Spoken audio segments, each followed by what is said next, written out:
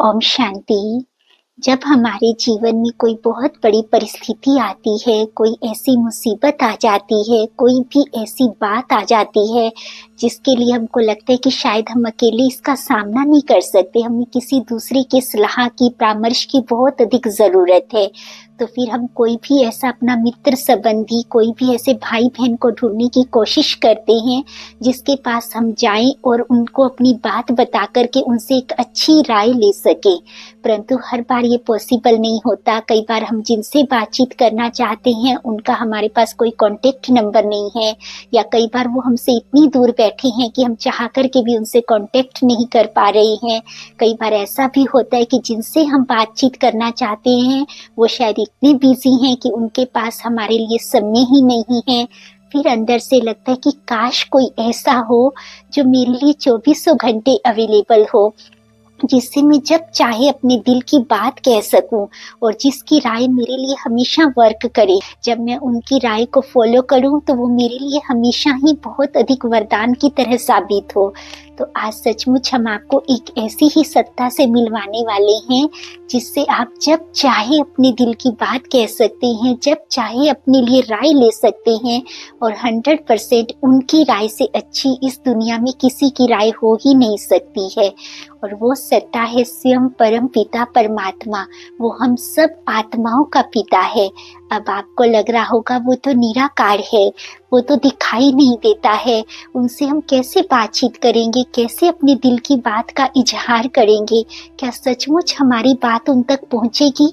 क्या उनके द्वारा मिली हुई राय को हम कैच कर पाएंगे और उनके द्वारा मिली हुई राय को क्या हम फॉलो कर पाएंगे? तो 101% कर पाएंगे। वैसे तो इसके बहुत सारे सुंदर सुंदर सत्य अनुभव हैं, बहुत सारे अनगिनत भाई बहनों के, परंतु आज हम आपके साथ एक छोटा सा अनुभव शेयर कर रहे हैं।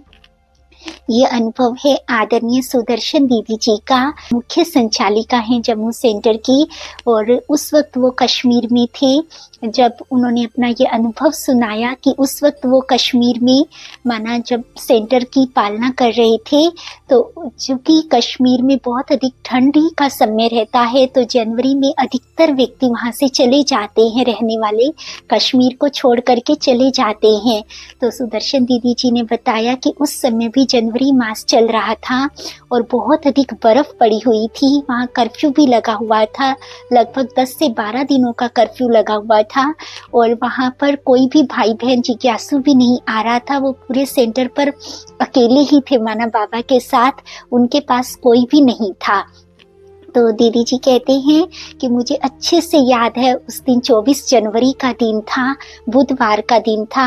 तो मैंने सुबह बाबा के महावाक्यों को, मुरली को पढ़ा। उस समय क्लास में कोई नहीं था, तो मैंने उस दिन भी मुरली को जैसे मैं हमेशा क्लास में पढ़ती हूँ, चाहे कोई भाई बहन आए अथवा नहीं आए, तो मैं हमेशा संदली पर बैठ करके ही मुरली को विधिवत तरीके से पढ़ती थी। तो मैं उस दिन बाबा से बड़े प्यार से रू रिहान कर रही थी कि बाबा आज आप बैठ करके मुरली को सुनना और मैं आपको सुनाऊंगी।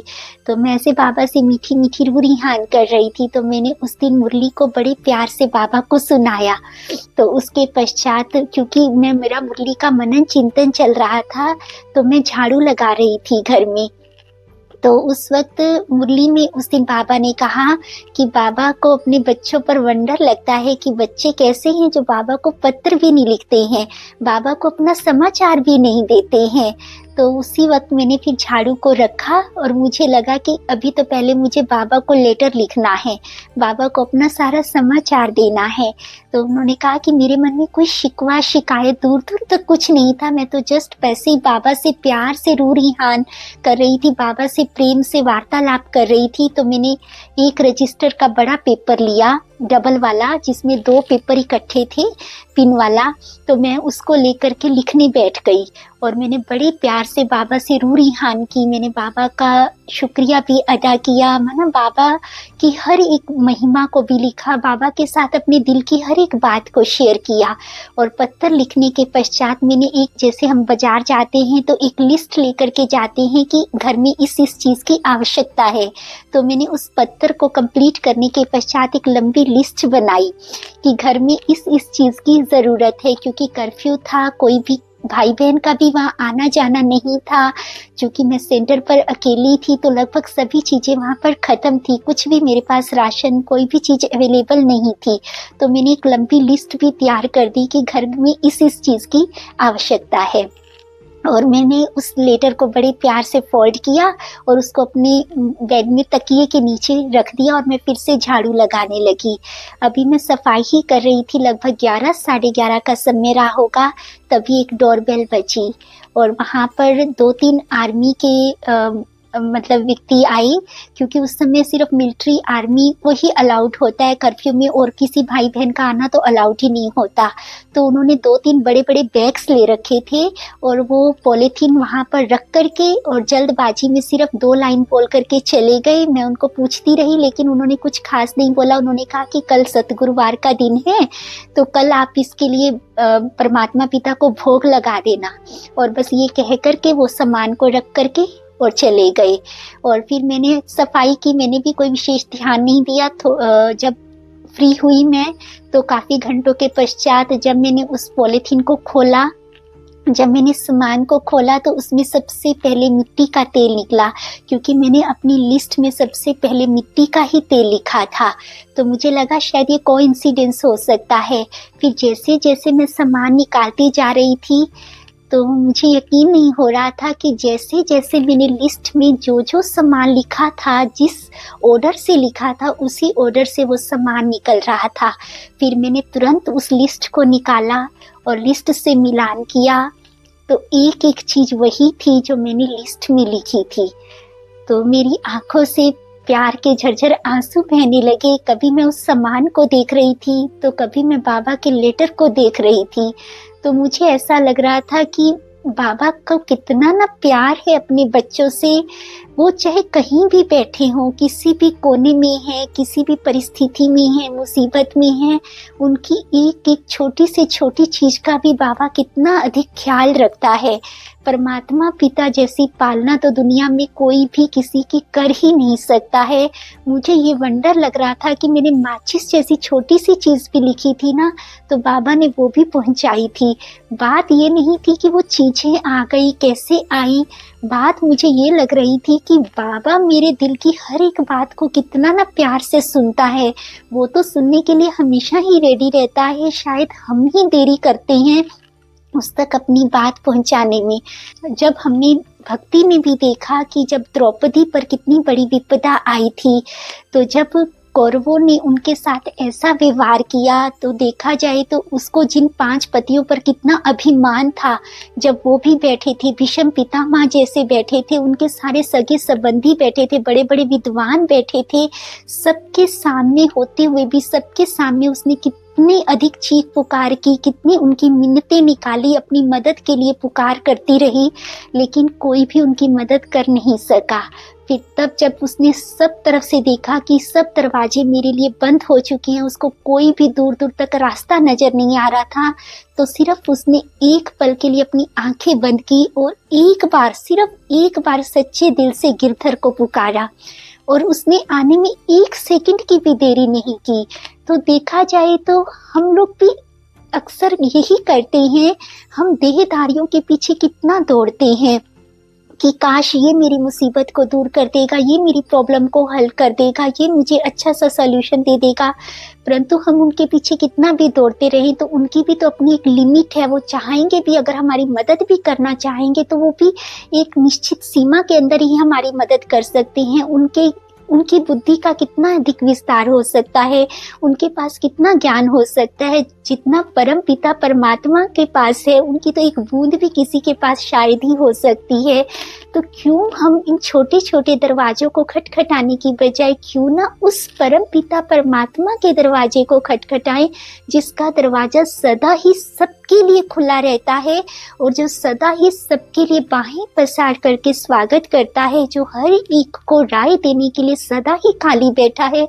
वो सिर्फ और सिर्फ अपने बच्चों की वेट करता है।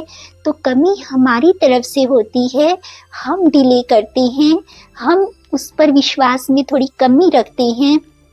तो आज से हम एक नियम बनाते हैं, जब भी जीवन में कोई भी मुसीबत आती है, कोई भी प्रॉब्लम आती है, कोई भी बात आती है, तो हम सच्चे दिल से रात को सोने से पहले परम पिता परमात्मा को बड़े प्यार से एक लेटर लिखेंगे और उस लेटर में अपने दिल की हर एक बात को लिखेंगे। आपको जो भी फील हो रहा है, भले अच्छा है बुरा है, कोई भी बात है, आप छोटी से छोटी बात भी परम पिता परमात्मा के साथ शेयर करना आरंभ कीजिए। कुछ दिन करके देखिए, आपको सच में बहुत अधिक हल्केपन का, लाइटनेस का बहुत अधिक सुंदर अनुभव होगा। आपको क्या करना है, आप कोई भी कागज या पेन लेंगे और जो भाई बहन नहीं लिख सकते हैं, जिनको लिखने में थोड़ी प्रॉब्लम है या किसी भी वजह से जो लिखना नहीं जानते हैं, तो वो मन में बोल करके भी कह सकते हैं परमात्मा पिता को।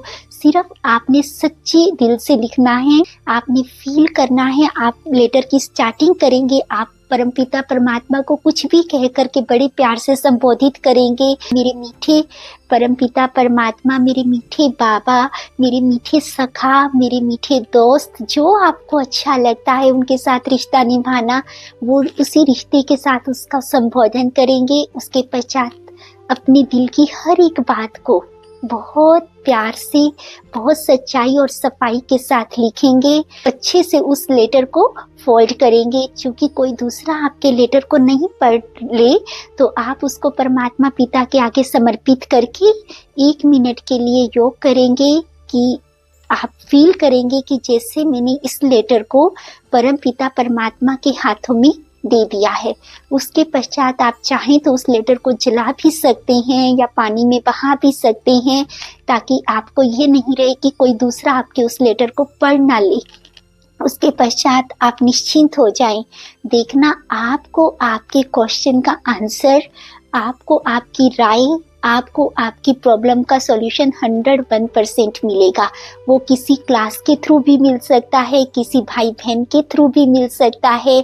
मुरली में उसका आंसर 100% आएगा।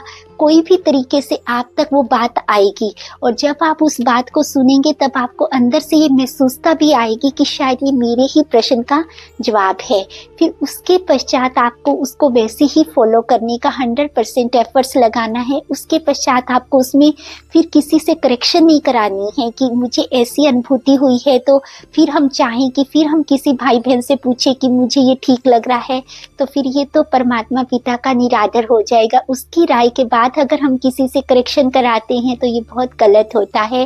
तो आप प्यार से परमात्मा पिता को अपने दिल की बात लिखिए, उनकी जो उनका सॉल्यूशन मिलेगा उसको कैच करने का प्रयास कीजिए और फिर उसको अपने जीवन में अप्लाई करने का प्रयास कीजिए।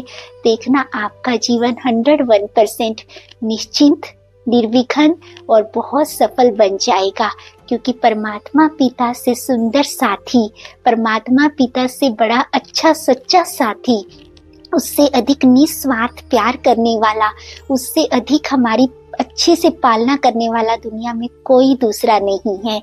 तो अनेक दरवाजे खटखटाने की बजाय सिर्फ और सिर्फ एक परमात्मा पिता के दर को पकड़ते हैं, उसके साथ अपना सच्चा और प्यारा रिश्ता निभाते हैं, क्योंकि वो कभी भी किसी को नाउम्मीद नहीं करता। वो ऐसा है कि वो इतनी शिद्दत से अपने रिश्ते को निभाता है जो दुनिया में कोई नहीं निभा सकता।